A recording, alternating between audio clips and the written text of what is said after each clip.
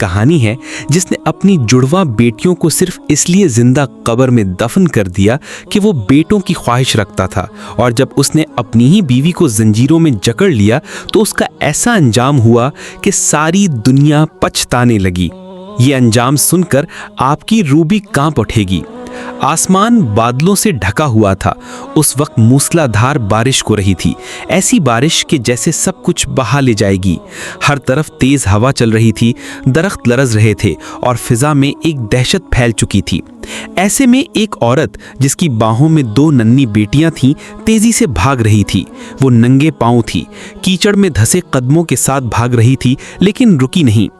گاؤں کی تنگ سڑک پر ایک سنسان علاقہ تھا۔ اس وقت ہر طرف ویرانی چھائی ہوئی تھی کیونکہ تیز بارش کی وجہ سے لوگ گھروں میں محصور تھے، مگر وہ عورت بارش اور اندھیرے کی پرواہ کیے بغیر بھاگتی رہی۔ اس کے دونوں ہاتھوں میں اس کی چھوٹی بیٹیاں تھیں جن کی پیدائش ابھی چند دن پہلے ہی ہوئی تھی۔ اس کی آنکھوں سے آنسو بہہ رہے تھے اور وہ چلتی رہی جیسے اپنی اور بیٹیوں کی جان کو کسی بڑے خطرے سے بچا رہی ہو۔ اس کے آنسو بارش کی بوندوں میں گھل مل گئے، اس کے پاؤں زمین کے کیچڑ میں دھس گئے، مگر وہ نہیں رکی۔ کبھی پیچھے مڑ کر دیکھتی اور پھر تیز چلنے لگتی۔ اس کے چہرے پر خوف کی لکیریں صاف دکھائی دے رہی تھیں۔ وہ چلتے چلتے کہاں پہنچ گئی تھی وہ خود بھی نہیں جانتی تھی، بس دوڑ رہی تھی ایک انجانے خوف، ایک اندھوناک انجام سے بچنے کے لیے۔ اس کے قدم بے سمت چل رہے تھے اور اس کے دل میں خوف کی دھڑکنیں تیز سے تیز تر ہوتی جا رہی تھیں۔ اس کے بالکل سامنے ایک گھنا جنگل شروع ہو رہا تھا۔ اندھیرا، بارش اور طوفان نے اس جنگل کو اور بھی خوفناک بنا دیا تھا۔ اچانک اس کی نظر ایک خستہ حال جھونپڑی پر پڑی۔ دل نے کانپتے لہجے میں کہا، شاید یہی میری جائے پناہ ہے۔ وہ لرزتے کمزور قدموں سے آگے بڑھی۔ بارش کی بوندیں اس کے جسم کو ایسے کاٹ رہی تھیں جیسے تیز خنجر کی دھار۔ اس نے ہلکے سے دروازے پر دستک دی تو چونک گئی۔ دروازہ پہلے ہی آدھا کھلا تھا۔ وہ آہستہ آہستہ اندر داخل ہوئی۔ جھونپڑے کی حالت دیکھ کر اس کی آنکھیں نم ہو گئیں۔ چھت سے بارش کا پانی ٹپک رہا تھا، دیواریں بوسیدہ تھیں اور فضا میں ایک ایسی خاموشی چھائی تھی جیسے برسوں سے یہاں کوئی سانس ہی نہ لے رہا ہو۔ وہ ہچکچاتے قدموں کے ساتھ ایک کونے میں جا بیٹھی، تھکی ہاری، بے حال نڈھال۔ ارد گرد پڑی کچھ لکڑیاں اکٹھی کیں اور اپنی گیلی، سردی سے کپکپاتی، روئی سے ڈھکی ہوئی انگلیوں سے آگ جلانے کی کوشش کی۔ کافی جدوجہد کے بعد ایک چھوٹی سی چنگاری بھڑکی اور پھر دھیرے دھیرے آگ جل اٹھی۔ اس نے اپنی دونوں ننھی بیٹیوں کو سینے سے چمٹا لیا اور آگ کے پاس بیٹھ گئی۔ بچیوں کے ننھے ہاتھ اس کے چہرے کو چھو رہے تھے اور ماں کی آنکھوں سے آنسو موتیوں کی طرح ایک ایک کر کے گر رہے تھے۔ بارش کی سردی اور زندگی کے دکھ اس کے وجود کے اندر ایک نہ ختم ہونے والی جنگ لڑ رہے تھے۔ وہ دل ہی دل میں بار بار پکار رہی تھی، اے اللہ میری مدد فرما، میری بیٹیوں کی حفاظت فرما۔ وہ ابھی دعاؤں میں ڈوبی ہوئی تھی کہ اچانک دروازہ چرچراہٹ کے ساتھ کھلا۔ وہ گھبرا کر کانپ اٹھی، ڈرتے ڈرتے اپنی بیٹیوں کو اور بھی مضبوطی سے سینے سے لگا لیا۔ دل کی دھڑکنیں رکنے کو تھیں۔ دروازے سے ایک بوڑھی عورت داخل ہوئی، جھکی ہوئی کمر، ہاتھ میں پرانی چھڑی، چہرے پر جھریوں کی گہری لکیریں، مگر آنکھوں میں سکون کی ایک دنیا اور ماں جیسی مٹھاس تھی۔ بوڑھی عورت نے اس کی طرف دیکھا، پھر دھیمی نرم آواز میں کہا، بیٹی ڈرو نہیں، یہ میرا گھر ہے۔ حنا کی کانپتی ہوئی آواز لبوں سے نکلی، ماں مجھے کچھ دن پناہ دے دو، باہر طوفان ہے اور میں اپنی بیٹیوں کے ساتھ کہیں نہیں جا سکتی۔ بوڑھی عورت اس کے قریب آ کر بیٹھ گئی، اس کے کندھے پر ہاتھ رکھا اور آہستہ سے بولی، بیٹی یہ دروازے اور دیواریں بند ہو سکتی ہیں لیکن یہ محفوظ ہیں۔ تم یہاں کچھ دن سکون سے رہ سکتی ہو، لیکن میں تمہیں ایک بات بتاؤں، تم آخر کون ہو؟ اتنی بارش اور اتنے طوفان کو چھوڑ کر اپنی نومولود بیٹیوں کے ساتھ کیوں نکلی ہو؟ یہ سب سن کر فاطمہ کی آنکھوں میں آنسو آ گئے۔ اس کی آواز کانپنے لگی، وہیں نرم لہجے میں بولی، اماں میری کہانی بہت دردناک ہے، لیکن میں اپنے دل کا بوجھ ہلکا کرنے کے لیے آپ کو سب کچھ بتا رہی ہوں۔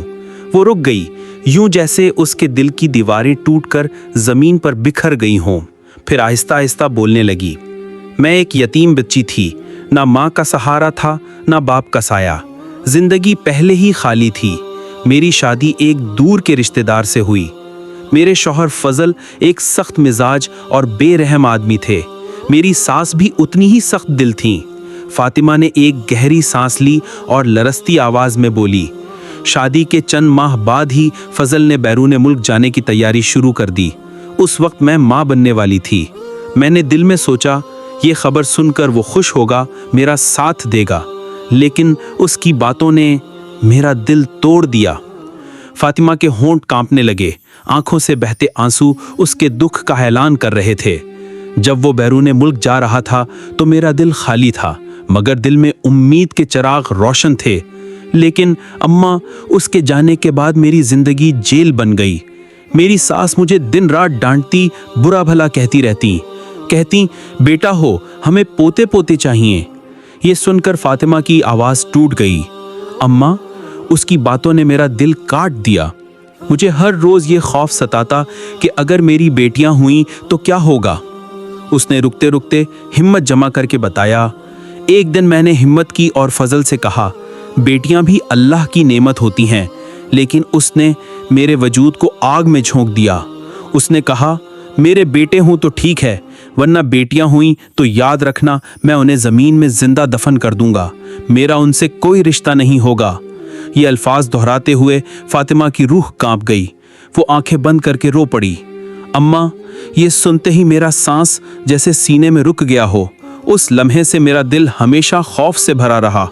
मैं रातों को जागती, सजदों में गिरती और रो रो कर अल्लाह से दुआ करती कि या अल्लाह, मुझे बेटे अता कर दे ताकि मेरे बच्चे दुनिया के जालिम हाथों से बच सकें। फातिमा की आवाज़ लरज रही थी। वो फिर बोली, वक्त आया और अल्लाह ने मुझे जुड़वां बेटियों से नवाजा। नन्ही परियां जब मेरी आगोश में आईं तो दिल खुशी से भर गया, लेकिन मेरे चेहरे पर मुस्कुराहट खौफ के साये में छिपी हुई थी। उसकी सांस भारी हो गई। अम्मा, उस वक्त मेरी सास की आंखों में खौफनाक कैफियत छा गई। उसने फौरन फजल को पैगाम भेजा कि वो पाकिस्तान वापस आ जाए। वो कहती, ये बेटियां हमारे लिए बोझ हैं। फातिमा का चेहरा आंसुओं से भीग गया। अम्मा, उस वक्त मेरा दिल टूट गया। मैंने सोचा शायद मेरा शौहर मेरी बेटियों को कबूल कर लेगा, लेकिन उसके अल्फाज मेरे लिए तलवार से कम न थे। उसने जवाब दिया, मैं अभी 5 दिनों में काम मुकम्मल कर रहा हूँ, मैं आकर सब ठीक कर दूंगा। फातिमा की आवाज़ दम तोड़ गई, आंखें बंद करके जैसे उसने वो मंजर दोबारा देख लिया हो। अम्मा, ये अल्फाज नहीं थे, ये मेरे लिए मौत का परवाना थे। मेरा दिल टूट गया। मैं हर वक्त रोती रही। मैं रब को पुकारते हुए कहती, ऐ परवरदिगार, मुझ पर और इन मासूम कलियों पर रहम फरमा। लेकिन कोई न सुनी। उसकी आंखें खून से भरी हुई थीं। वो हर लम्हा मेरी बेटियों को मारने के दर पे थी। फिर वो दिन आ गया जिसका खौफ मेरे दिल को दिन रात जलाता रहा। फजल दुबई से वापस आने वाला था। अगले दिन उसकी फ्लाइट थी।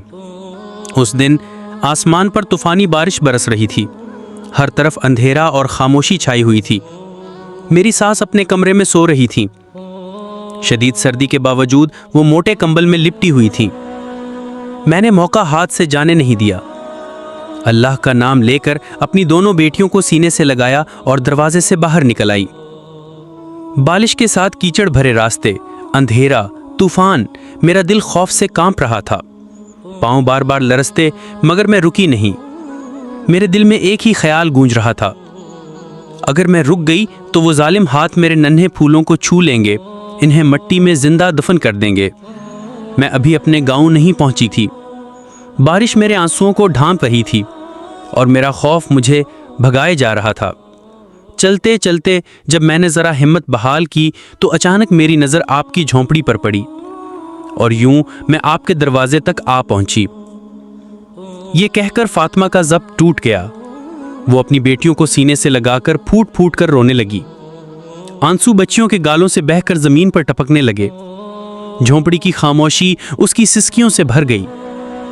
बूढ़ी औरत ने यह मंजर देखा तो आगे बढ़कर उसके कंधे पर हाथ रखा।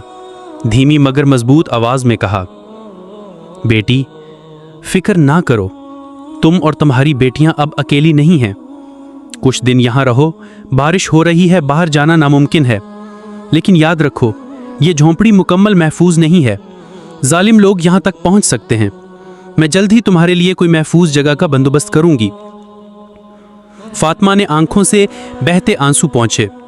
دل کو کچھ سکون ملا, لیکن خوف کی زنجیریں اب بھی اس کے وجود کو جکڑے ہوئے تھیں. وہ اپنی بیٹیوں کو سینے سے لگائے راتوں کو جاگتی اور ہر لمحہ اللہ سے دعا کرتی, اے اللہ میری بیٹیوں کو ظالموں کے ہاتھوں سے بچا لے. دوسری طرف فضل کی آنکھوں میں غصے کی آگ بھڑک رہی تھی. اس کا غرور اور انا چیخ رہی تھی. وہ گھر میں بھاگتا ہوا اپنی ماں سے چلا رہا تھا, اس عورت نے میری عزت کو خاک میں ملا دیا ہے. اس کی جرت کیسی ہوئی میری باتوں کے خلاف جانے کی. میں نے کہا تھا کہ بیٹیاں میرے لیے موت ہیں.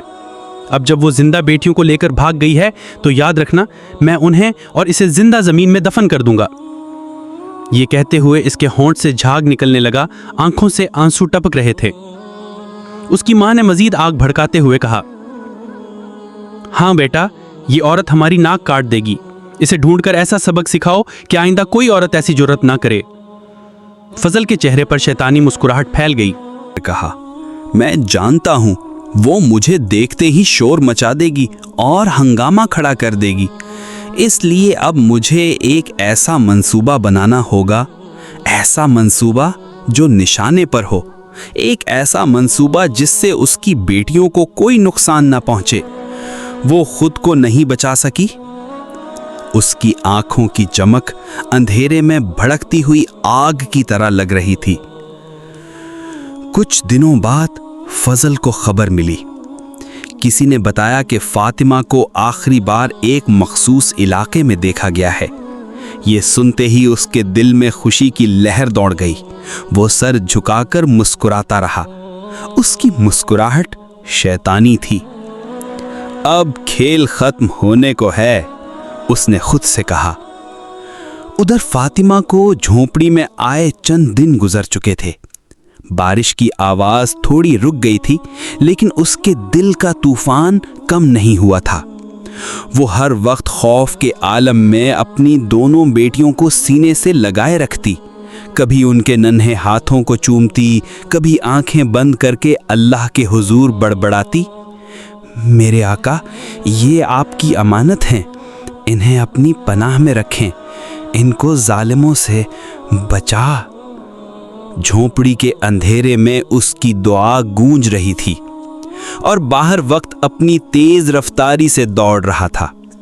کچھ ہونے والا تھا, کچھ ایسا جو سب کچھ بدلنے والا تھا. رات تھی, آسمان پر اب بھی بادل چھائے ہوئے تھے اور ٹھنڈی ہوا میں بارش کی ہلکی بوندا باندی گونج رہی تھی. جھونکے جھونپڑی کی کمزور دیواروں کو چیرتے ہوئے اندر آ رہے تھے. اندر گہری خاموشی تھی. صرف لکڑی کی آگ کی مدھم روشنی جل رہی تھی. بوڑھی عورت کونے میں بیٹھی تھی. اس کی نظریں مسلسل فاطمہ پر جمی تھیں جو گہری نیند میں تھی. اس کے پاس اس کی 2 چھوٹی بچیاں بھی بے سدھ ہو کر سو رہی تھی. فاطمہ کے ماتھے پر پسینے کے چھوٹے چھوٹے قطرے تھے, جیسے کوئی انجانا خوف اس کے بے ہوش جسم کے اندر ہلچل مچا رہا ہو. اچانک رات کی خاموشی کسی کے قدموں کی آواز سے ٹوٹ گئی. بوڑھی عورت چونک گئی, اس کے کان پک گئے. وہ آہستہ سے اٹھی اور دروازہ کھولا. فضل اس کے سامنے کھڑا تھا. اس کے چہرے پر شیطانی مسکراہٹ پھیل گئی. اس کی آنکھوں میں آسمان کی چمک جھلک رہی تھی, جیسے وہ اپنی جیت کا اعلان کر رہا ہو. بوڑھی عورت کے ہاتھ کانپنے لگے. اس نے فضل کی طرف دیکھا اور ہچکچاتے ہوئے رقم تھام لی. اس کے ہونٹ کانپ رہے تھے. اس نے دھیمی آواز میں کہا, تم اسے یہی رکھو, میں لے آتی ہوں. وہ مڑی, جھونپڑی کے اندر گئی. اس کا دل دھڑک رہا تھا جیسے پسلیوں کو توڑ دے گا. اس نے لڑکیوں کو ماں کی آغوش سے اٹھا لیا. ننھی کلیاں جب ماں کے سینے سے پھٹیں تو انہوں نے ہلکی سی آہ بھری, لیکن پھر نیند کی آغوش میں خاموش ہو گئیں. बूढ़ी औरत ने कांपते हाथों से लड़कियों को फजल के हवाले कर दिया। फजल की मुस्कुराहट और भी भयानक हो गई। उसने लंबा सांस लिया जैसे बरसों का बोझ उतर रहा हो। फिर वो पलटा और अंधेरे में गायब हो गया। फातिमा पागलों की तरह रोती हुई फिर अपने गांव की तरफ भागने लगी। उसके दिल में बस एक ही ख्याल था, फजल वो मेरी बेटियों को ले गया है। अब उसकी आंखों में आग थी, होंठों पर सवाल और दिल में खौफ। मेरी बेटियों को क्या हुआ होगा? फातिमा अपने गांव के घर के दरवाजे पर पहुंची तो सब उसे देखकर दंग रह गए। उसके बाल बिखरे हुए थे, कपड़े बारिश और कीचड़ में भीगे हुए थे, आंखें वहशत से लबरेज थीं और कदम लड़खड़ा रहे थे। गांव के लोग एक दूसरे की तरफ देखने लगे। कुछ ने तल्ख जुमले कसे। कहा जाता है ये अपने आशिक के साथ भाग गई थी। हाय हाय, ऐसी औरतों की सजा यही है। नफरत और हकारत भरी नजरें उस पर जम गईं। फातिमा की आंखों से आंसू बह रहे थे, लेकिन उसने सबको नजरअंदाज किया और दरवाजा पीटने लगी। दरवाजा खुला, फजल सामने खड़ा था। उसके चेहरे पर फर्जी हैरत और जाली मासूमियत थी। वो बोला, कहाँ गई थी? मगर फातिमा सब कुछ समझ चुकी थी। उसने गुस्से से फजल का गिरिबान पकड़ा और चीखी, फजल बताओ मेरी बेटियां कहाँ हैं? कहाँ ले गए?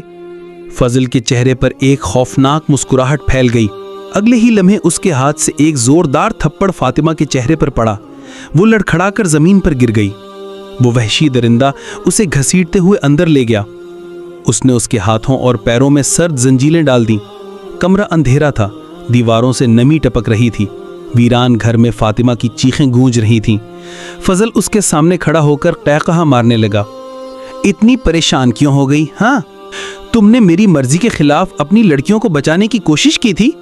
सुनो, तुम्हारी बेटियां अब कब्र के नीचे जिंदा हैं। हाँ, मैंने अपने हाथों से उन पर मिट्टी डालकर उनकी सांसें रोक दी हैं। मैंने कहा था मुझे बेटा चाहिए और तुमने नाफरमानी की। ये सुनकर फातिमा का जिस्म सुन हो गया। उसने महसूस किया जैसे उसकी रूह टुकड़े टुकड़े हो गई हो। उसकी आंखों के सामने अपने नन्हे फूल मिट्टी के नीचे सिसकते नजर आए। सदमे के बोझ तले वो वहीं बेहोश हो गई। मगर जालिम फजल और उसकी मां पर कोई असर न हुआ। उनके दिलों में जरा भी नरमी ना थी।